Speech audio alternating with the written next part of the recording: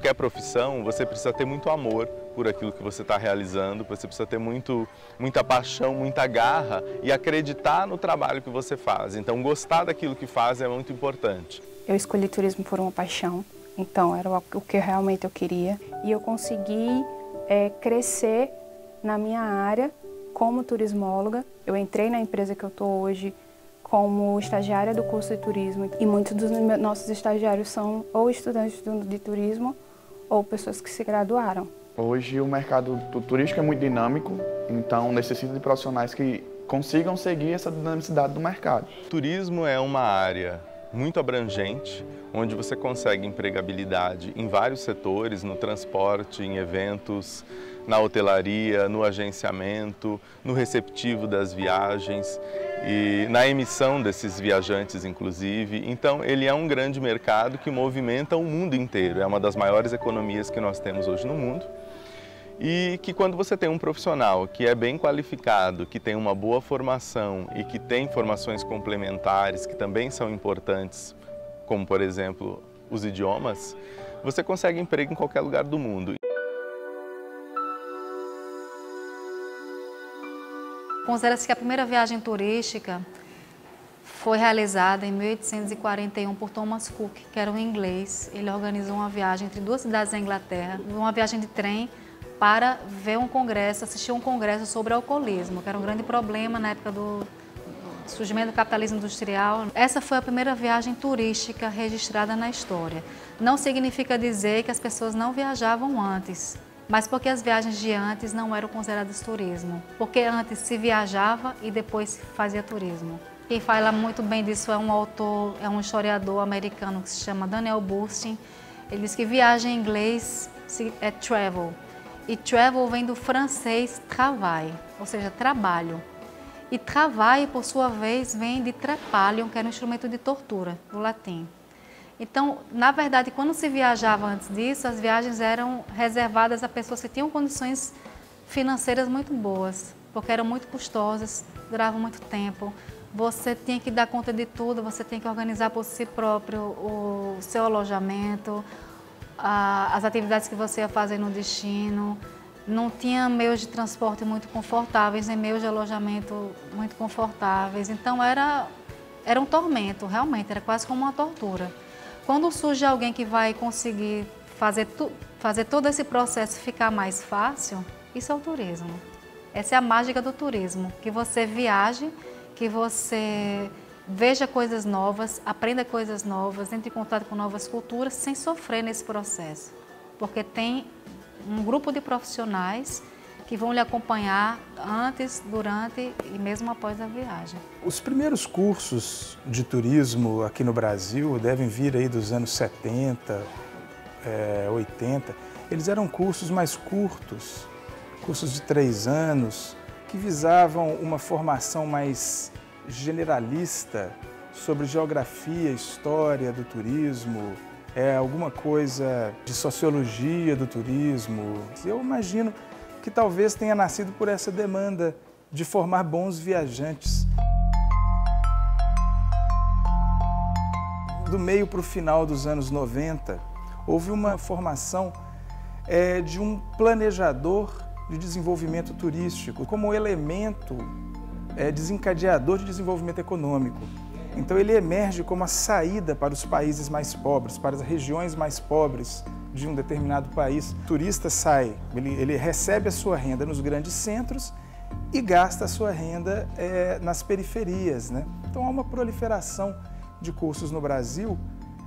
Entre aí 98 até 2004, as universidades federais começam a receber esses cursos, começa a aparecer também pós-graduação em turismo, primeiro nas universidades privadas, mas depois também universidades públicas. Os cursos mudaram de perfil, então há cursos nessa época que são dentro do departamento de geografia, curso de espacialização, de planejamento do território e tudo mais. Há cursos de turismo, como o que eu fiz, foi um curso de administração de empresas. Então ele muda o perfil, foi um curso de 5 anos em que a gente via gestão de empresas, gestão pública, vários tópicos em economia, macroeconomia, microeconomia e tudo mais. A passagem da modernidade para o que a gente chama de pós-modernidade ou a contemporaneidade, uma das características é que é a diminuição do ciclo de vida desses produtos. Produtos intangíveis, eles se tornam típicos porque eles demandam, eles têm uma capacidade de incrementar o consumo. Eles são de altíssima perecibilidade e o turismo emerge como um desses principais produtos. Dentro da academia, há duas visões desse fenômeno, né? O turismo emerge como esse fenômeno a ser estudado na contemporaneidade. Então ele é estudado de um ponto de vista de negócio, né, como esse potencial para o desenvolvimento econômico.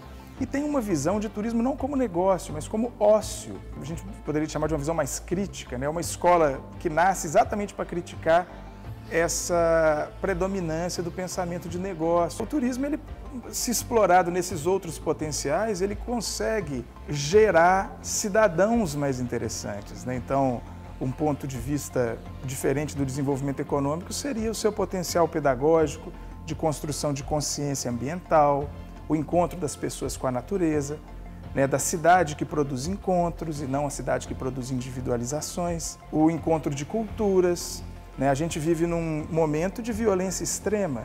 O turismo teria aí um papel na construção de um mundo mais pacífico? Para alguns autores, sim.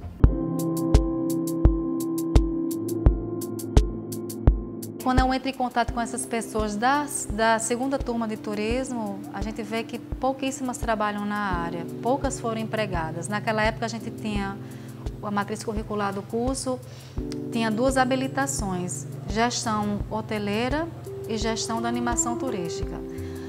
Se a gente for olhar hoje o projeto pedagógico do curso de turismo, que acho que já está na sua 4ª reformulação, se eu não me engano, já a primeira mudança que houve no passado desses anos foi a eliminação dessas duas habilitações. Depois que eu não entrei como professora em 2006, já a matriz curricular já passou por outra reformulação de novo.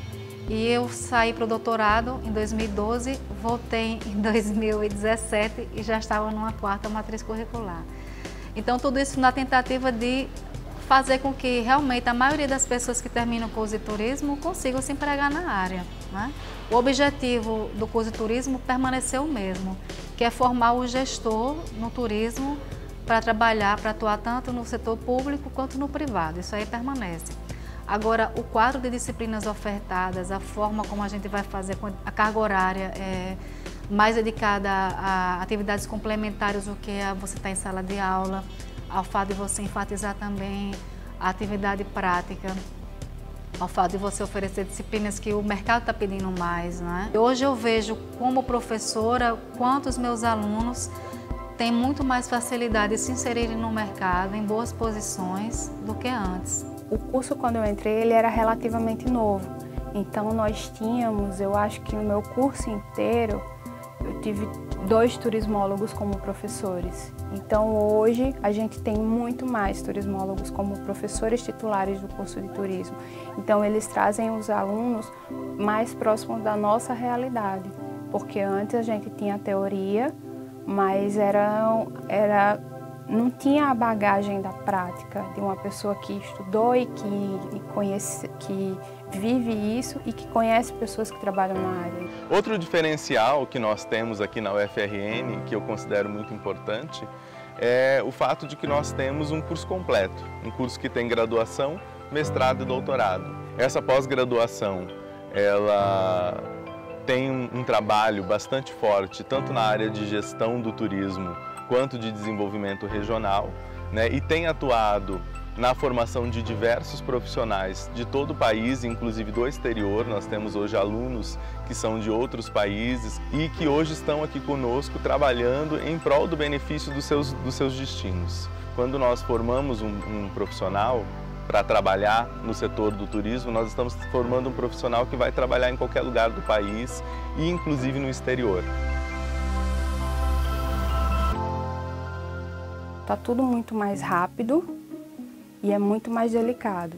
Então, a virtualização ela trouxe os benefícios, então eu estou muito mais próximo dos meus clientes. Como eu atendo uma área geográfica muito grande, eu não posso estar com eles todo momento, mas eu utilizo das minhas redes sociais. Qualquer empresa principalmente do turismo, a primeira referência, que inclusive a gente indica para os nossos clientes, é o site chamado TripAdvisor, ou até mesmo o Booking.com, porque as empresas são pontuadas, então são pessoas que já estiveram lá. O cliente hoje, ele procura essas avaliações. No nosso caso do turismo, da hotelaria, ele vai ver as experiências, vai ver as reclamações. A gente também tem voz de resposta. Essas empresas são extremamente sérias. O cliente não quer especificamente vir para Natal.